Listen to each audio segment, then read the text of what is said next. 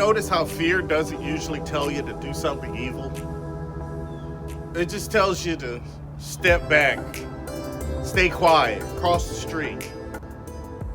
Fear doesn't ask you to betray anyone, it just asks you to not get involved.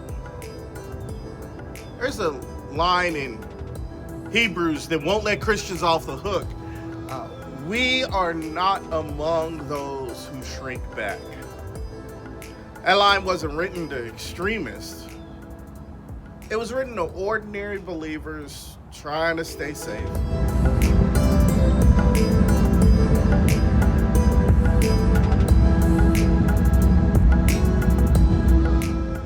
The writer of Hebrews tells people to remember.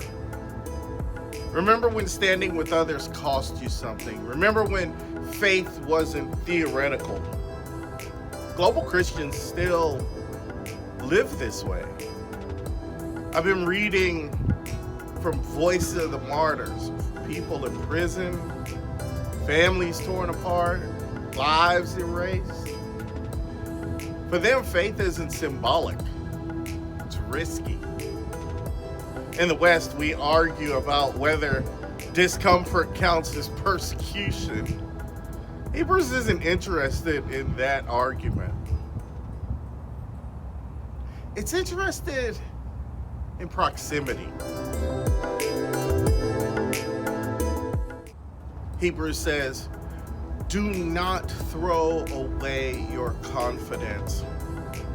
And that tells me something important. Fear is expected. Fear is real. But fear does not get the final vote. Shrinking back isn't neutral. It shapes who you become. Jesus told a story about a man left bleeding in the road. And the people who passed him weren't villains. They were religious, busy, careful. And so they crossed the street. Later, Jesus said judgment would come down to one question. Who did you stand beside when people were hungry, imprisoned, being targeted? Not what did you believe, who did you stand with? And those stories still work on us. There's something I can't ignore in this story.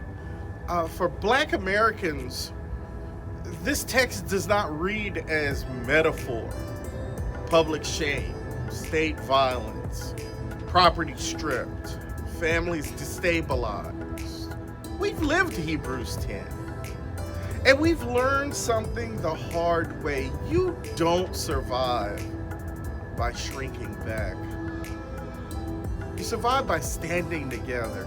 The Black church became a rock because it had to. And now the question is bigger. Who will be the rock for the people the system has decided are expendable? This chapter in Hebrews doesn't end with comfort. It ends with a decision. We are not among those who shrink back.